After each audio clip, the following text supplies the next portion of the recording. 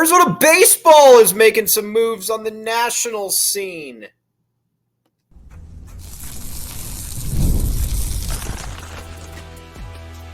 You are Locked On Wildcats, your daily podcast on the Arizona Wildcats.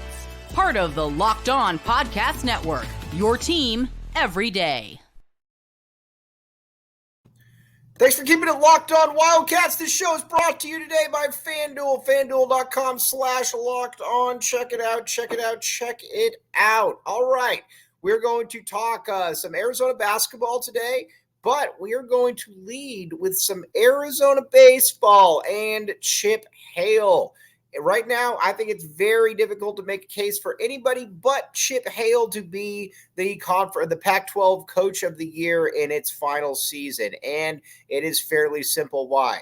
Arizona can wrap up the conference, and more so than anything, Chip Hale, they were not expected to do this. Now, you could say, well, that was because they weren't expected to be good, et cetera, et cetera. I do not care what your reasons are. It does not matter to me. Arizona has drastically outperformed expectations, and we're going to give Chip Hale a lot of credit. Now, I am not going to sit here and pretend to be an Arizona baseball expert, but I do like Chip Hale. I think he's a good dude. I think he wants to be here, and that is a big part of this for me, and then I think he's going to work hard.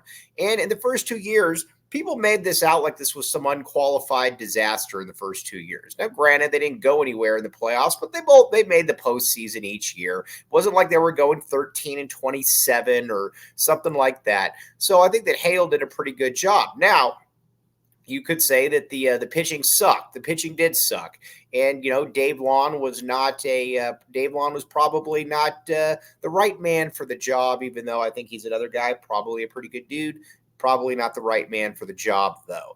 And I think but you got to give Chip Hale a lot of credit because Chip Hale obviously figured that one out, and he hired Kevin Vance. Now, Vance is big time. He is I would love to see Arizona try to name him as the coach in waiting. I don't know if that's logistically how really possible that is, but I would love to see that because he is an absolute monster. What he has done with his coach or this pitching staff has been next level type stuff, and it's been incredibly impressive to watch how he's been able to how this is all unfolded because.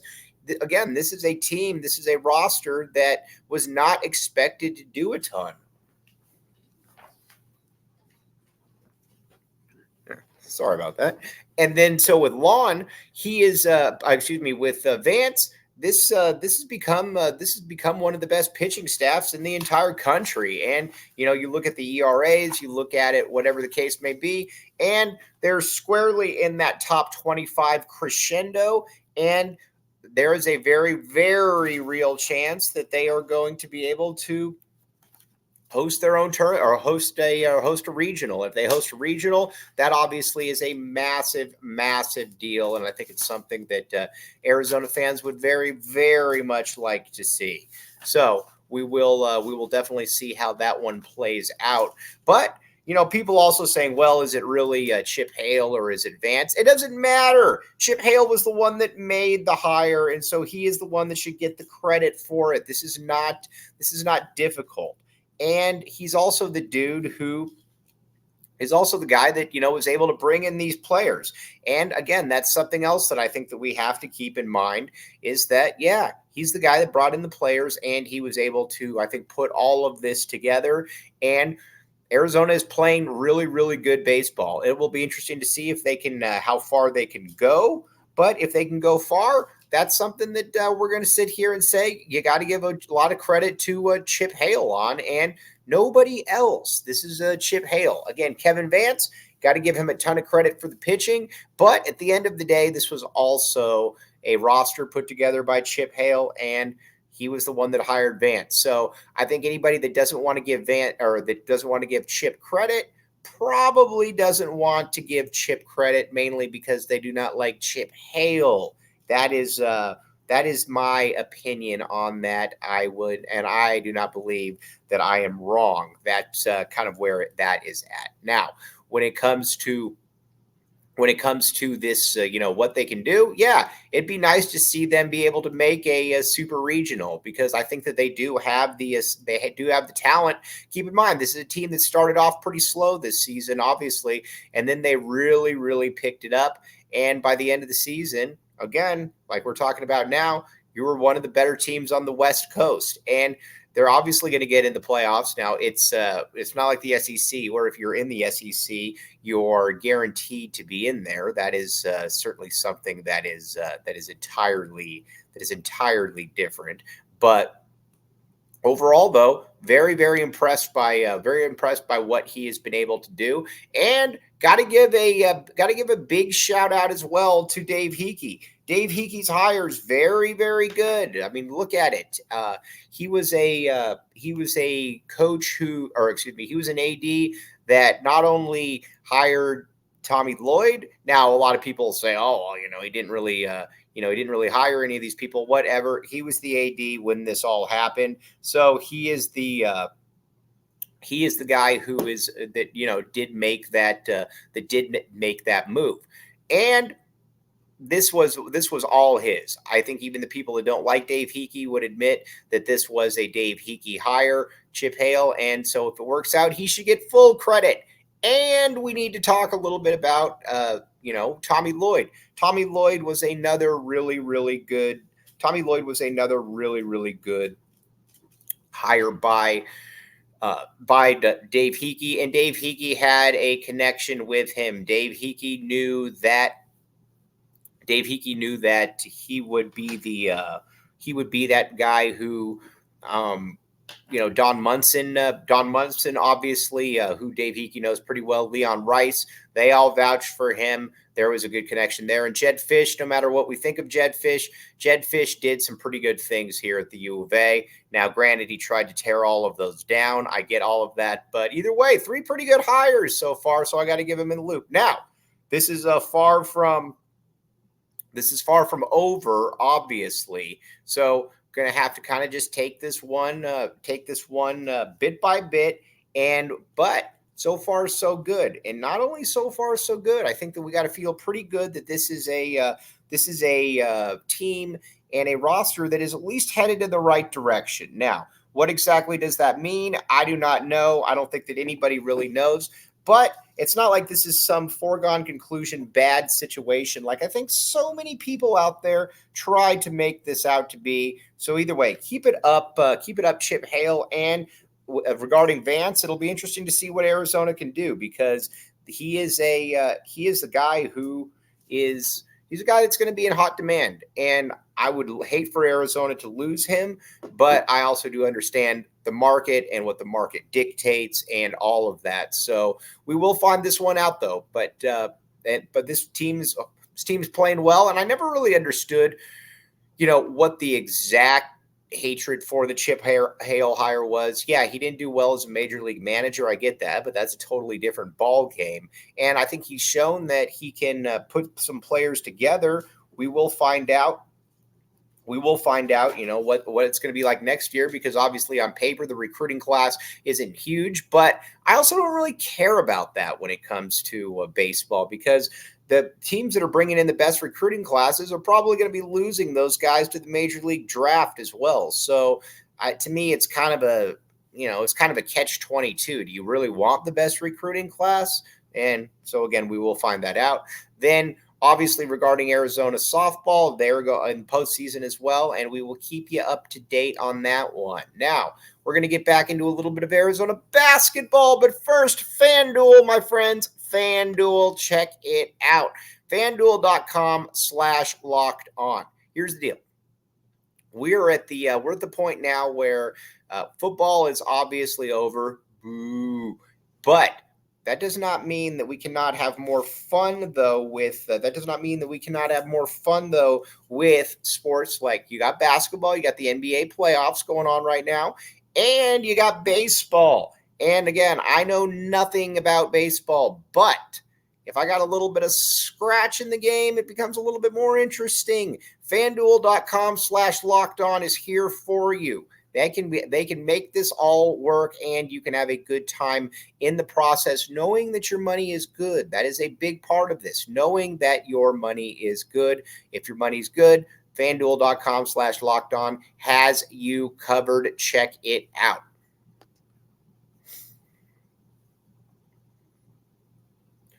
Thanks for keeping it locked on Wildcats and making this your first listen of the day. I am your host, Mike Luke. All right, now, let's talk a little bit about Arizona basketball. We're going to move back into the basketball realm.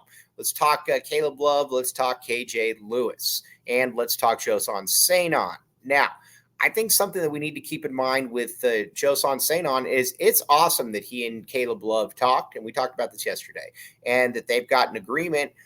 But I'll also say, though, that this is kind of ignoring the other elephant in the room, and that's KJ Lewis. And that is something that is never really brought up by Sanon or his camp. And KJ Lewis is going to start. I don't know how else to really put this. KJ Lewis will start, and he is going to be at that small forward spot. So that doesn't really leave a starting spot for Joson Sanon. Now, if Joson Sanon is cool being the coming off the bench, that would be absolutely fantastic, because I believe that a guy who comes off the bench can still make a ton of money and can still be a lottery pick, or still be a first-round pick. You have to look no further than Kentucky, obviously, with Devin Booker. Everybody likes that example. And, it's a fair example. Now, again, this team isn't nearly as loaded as some of those Kentucky teams, but that's not really the point. I think the point is that NBA scouts are going to judge you based on what they see. They're not going to care arbitrarily about if a starter is if a player is, kind of that, he's only played 21 minutes per game. They do not care about that. Look at the assembly line of players, again, that have come out of Kentucky. That kind of proves that point. NBA scouts did not really care that, they didn't start, or they didn't do this, or they didn't do that, because you're able to extrapolate out and figure out pretty quickly what they can and can't do. And I think that's something that it's fairly easy to see from an Arizona perspective that, you don't necessarily need to be a star here for people to be able to figure out exactly what you can do. And I think that's something that is pretty much the case. Now, let's just say that Sanon plays 21 minutes per game or something like that. If he does that, I don't really see what the problem is as far as, what his NBA prospects would be, because they're not going to care if he starts. And not only are they not going to care if he starts, that will mean probably next to nothing to them. So I don't really know what the issue is with that. But a lot of people also want to start. I do understand that point of view. So that is that. But there is minutes to go around. Now, Arizona's got kind of a loaded roster, to be honest with you. Now, with this team, you got a bunch of different dudes who are expected to play minutes. And we're not even talking about guys like a Jamari Phillips, who obviously has a world of potential. I just don't see where his minutes are going to come from. But a guy like Carter Bryant, for example, Carter Bryant's got to play. You come in, McDonald's All-American. When he committed, he was a top 5 player in the country. You got to play. And, obviously, I don't think there's anything wrong with that expectation. Tobe Awaka, got to play. He's not coming here playing 15 minutes on a team that was one of the better teams in the country to come here and not play. Same thing with who am I drawing a blank on? But those are the guys. I mean, you already know with that starting lineup that these dudes are going to come in and they are going to expect to play. Del Orso, to a certain degree, kind of in that same boat, in that, he had some other options, but he's coming here. So we will find out exactly, where that is. But all signs do point to Caleb Love likely returning. He did not play well, obviously, at the NBA at the NBA Combine. And I think that it just makes a world of sense for him to come back. I think there's things about his game that he could continue to improve. And if he continues to improve upon those, then he is a he is I think he's going to be he's going to have a chance to be able to play in the NBA, because athletically he's good enough. He's undersized, but with the way that he can get going from distance, if he can just get more efficient, if he can be able to get downhill and get to the bucket, it's going to make his life a lot easier. So I think he's actually got quite a bit to gain. And he showed this past year as well that he's also very efficient. Or, I mean, not very efficient, but he can be more efficient. He wasn't shooting the 37% that he was at North Carolina. It was much, it was in those low 40s. And I think that's something that you want, or, if you're Caleb Love, you want to be able to show people that, hey, man, I can do this. I can step my game up. And maybe that next step is getting to 46%. Who knows? But I do believe that with, from an Arizona perspective, there is something that can definitely be had by him coming here and continue to improve his game, improve his efficiency. Because if you're an NBA team, all of a sudden, if you look at Caleb Love next year, and he's all of a sudden then shot 46% during his time at Arizona, he's gone from 42 to 46 after being in the high 30s at North Carolina. Maybe you start to take a little bit of a different point of view that, man, maybe this is somebody that we can work with. And on top of that, Caleb Love can make a lot of money returning. That's the other thing that I think, obviously, like we talked about, NIL pretty much changes everything in that these guys can get paid like professionals, and they can stick around in college and have a good time in college, because that's pretty much, again, you only get your college years once. And when you're getting paid, when you're the big man on campus, there's some pretty cool things that go with that. So, and the coaching staff very much wants Caleb Love back. So that is, I think that's something that we need to, keep in mind. Like when Kirk Kriisa left, coaching staff, didn't really want him back. Now, again, if he wanted to be a backup, cool. But kind of the same thing with Kylan Boswell. I don't know that the coaching staff necessarily really wanted him back, mainly because, obviously he was terrible this past season, but more so than anything, I think that there was just a lot of distracting factors that kept him from being the way that he, the player that he could be. Caleb Love, they want back. Caleb Love's about basketball, and I think Caleb Love's somebody that gets along pretty well with his teammates. And, everybody obviously soured on, kind of the way that the last season ended. But overall, I think it's pretty hard to say that Arizona wasn't better for having Caleb Love on their roster. Now, but St. On, though, if St. On were to come here, he becomes obviously that super sixth man. And again, he's playing 20-plus minutes. But I'm going to keep saying this to people, that if he, the whole thing, well, I'd rather have St. On than Lewis or Love. No, because you still don't know. It's not like St. On is a top 3 or 4 player in the country where it's a foregone conclusion that he's going to be a lottery pick. He is obviously very talented, but we've also seen players come in here that were ranked in that same realm, and they weren't really that dude. They were good, but they really weren't that dude. I mean, you look at Kobe Simmons, you look at Raleigh Alkins, again, good players, but are you ever taking Kobe Simmons over a 5th year of Caleb Love? No. I mean, that's just pretty much the way it is. Same with Raleigh Alkins. Now, obviously, a little bit of a different player, but I think you kind of get the gist. So that's, with Arizona, that's where I think that pretty much stands. And the other thing, too, that I think people need to understand, and we're going to talk about this on the other side, is a little bit about the highlight videos.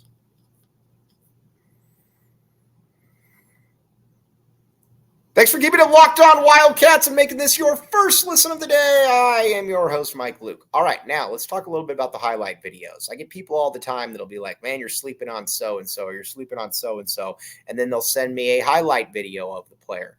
You need to remember something here with highlight videos. They are highlight videos. Almost everybody is going to look good in a highlight video. They are designed to show highlights. Everybody is going to look like they are a pure shooter. They're a ball handler, that they can shoot 3-pointers, that you name it, they can pretty much do it. That does not mean that that is actually how they play. Again, they are highlight videos. So when somebody, I'll use Emmanuel Stephen, for example. I think Emmanuel Stephen is going to be very good at the U of A. I think it's going to take him a little bit of time. As a matter of fact, I think that he should probably redshirt that first year. But, I'll get people that beat me up and they're like, well, dude, watch this video right here. You really think this guy should redshirt? Yes, I do. because, again, you need to see the totality of everything. There's a reason he's kind of rated where he is. And, again, I think the Christian Coloco comparison is very good in that, Christian Coloco came here and he had a lot of talent. You could tell that, but the game was just way too fast for him. His hands weren't good enough, and he needed some time to be able to, really just kind of settle into that role that he became. And by the time he was a junior, he was a monster. But that was not who he was coming in here. And I'm sure that you could show me a Coloco video as well and say, well, look at this guy. So again, I don't really take that into account. I think you got to pretty much just watch the players and see what they can do. You watch the players and see what they can do, then I think you're in a better spot. But all these guys have potential. Again, Jamari Phillips has a world of potential, but, he also hasn't played high school basketball in about a year and had, some different issues at high schools. And so I got to factor all that in. I think that he's incredibly talented. I think that he's one of the better 3-level scorers in the entire country, but I also do think that it's going to probably take him a little bit of time. Manuel Steven, not nearly as advanced as Jamari Phillips, but he's also, I think, going to probably take a little bit of time just to be able to get where he needs to be. Carter Bryant's a little bit of a different animal. Carter Bryant is more ready, I think, to play. There's less questions about Carter Bryant, but I also think that Carter Bryant's going to be a 2-year player. And there's nothing wrong with that. Being a 2-year player and being off to the NBA after that, totally okay with that. And I do think that he is he's a player that I think is going to really, if he's here 2 years, I think Carter Bryant's going to be an absolute monster for the U of A during that time period.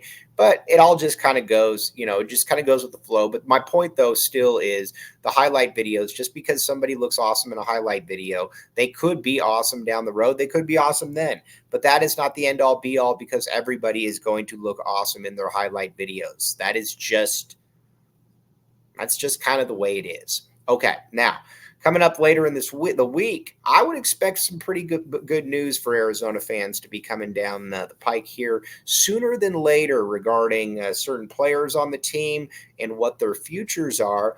And like I said, Tommy Lloyd did a very good job of, obviously you want Choson Saint-On in here, but he also did a very good job, I think, of being able to couch it and be that, all right, well, you got Anthony Del Orso who can play a little bit, and he's going to be in that position as well. But I would expect some pretty good news coming down here in the next couple days, and we will obviously be talking about it right here on Locked On Wildcats. We're also going to talk Arizona football, obviously, because, again, this is a top 25 team that Arizona's got on its hands, and the immediate expectations for Arizona football are that they should be good. Now, with Brent Brennan, I don't think there's really excuse for this not to be a top 25 team. And if it's not a top 25 team, then there's probably, we'll probably got something else that we got to talk about. But there's every reason to believe this team should be good. And again, I don't really care what somebody did at San Jose State. I think it was impressive what he did at San Jose State, because that is not an easy place to win football games. But wanted to kind of touch base a little bit on Chip Hale, what he's done with the Batcats, and then give Dave Hickey another shout out. And then we're going to talk again. We're going to talk more tomorrow. We're going to talk a lot more about Arizona basketball, what their roster looks like, and who knows, maybe some news will have broken by then. We'll find out on that one. But as always, very, very much appreciate you all making Locked On Wildcats your first listen of the day. I'm your host, Mike Luke. Bear down, back the A, and we will be back with you tomorrow.